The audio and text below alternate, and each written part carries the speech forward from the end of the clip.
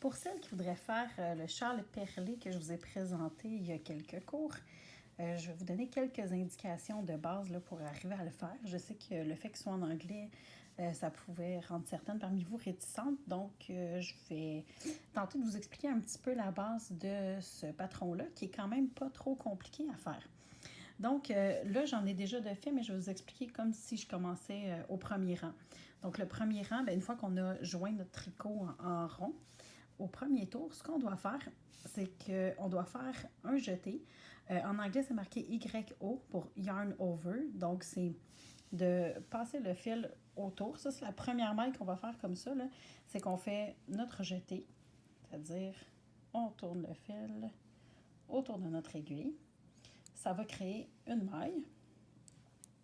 Puis ensuite, il dit de faire un SKP. Puis SKP, comment il explique ce que c'est?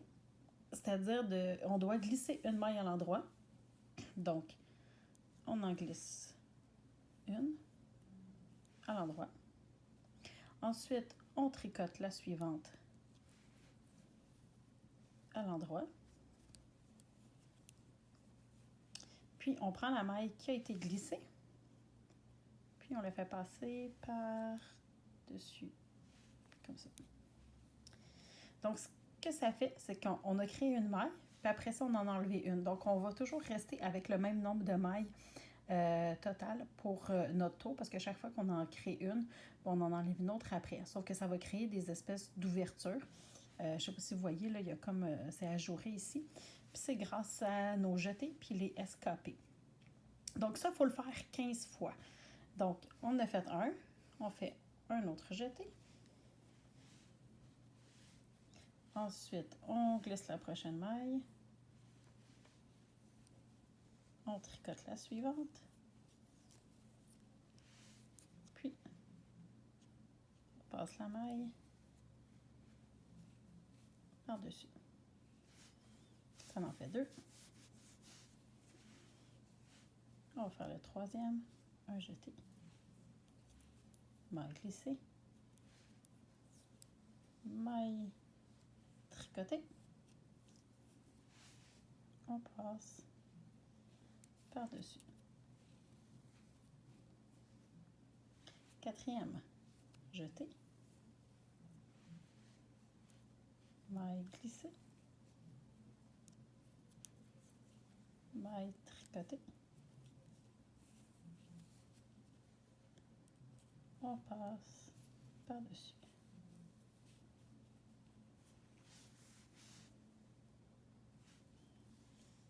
Une fois de plus. Le jeté. Pour glisser, on la glisse à l'endroit. Hein. On pique comme si on tricotait à l'endroit.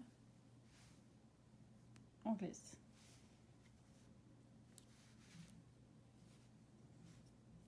On tricote.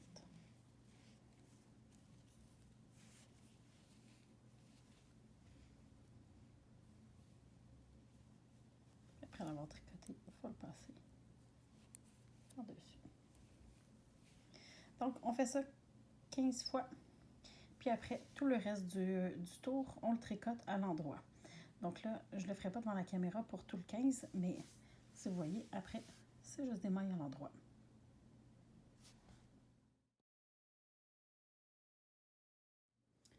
Au deuxième tour, on nous dit de tricoter tout à l'endroit, sauf sur les mailles qui sont des SKP. Puis les SKP, on doit mettre une bille dessus, une perle dessus. Donc là, comment on fait pour les reconnaître, les SKP? Moi, ce que je fais pour le savoir, c'est que je vérifie dans le fond où est ma jetée. Mon jeté, en tout cas. Bref, quand je vais le jeter, ça m'indique que la prochaine va être le SKP. Sinon, c'est plutôt difficile à retrouver. Donc, ici, je sais que c'est une maille régulière. Puis, dans le fond, ça va être ça à chaque tour, à chaque répétition, il va falloir s'assurer d'être tout de suite après le jeté. Donc ici, je le vois que c'est un jeté. Pourquoi? Parce que la maille est plus lousse, puis elle est tout le temps un petit peu en diagonale. Je ne sais pas si vous voyez, là, celle-là ici est en diagonale, celle-là ici est en diagonale, celle-là aussi. Donc ceux qui sont en diagonale, c'est mes jetés. Donc c'est celle qui suit qui va être celle avec la perle à mettre dessus. Donc, la suivante va devoir avoir une perle. Simplement. Donc là, je vais ajouter ma perle.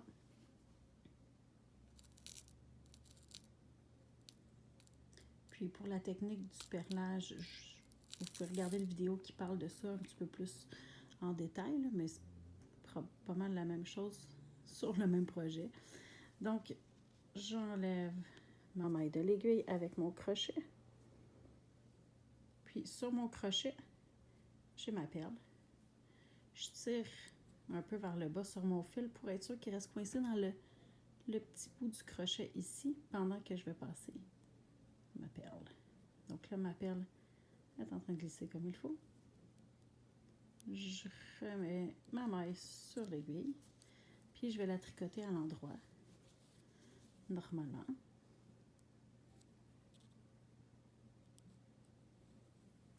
Je tricote à l'endroit. Puis, en ce qui concerne ce projet-là, dans le fond, il y a toujours une maille à tricoter entre chaque maille avec une perle. Puis, si la maille à tricoter, c'est toujours le jeté. Donc, je refais ça ici. Puis, ici, je vais ajouter une perle à nouveau.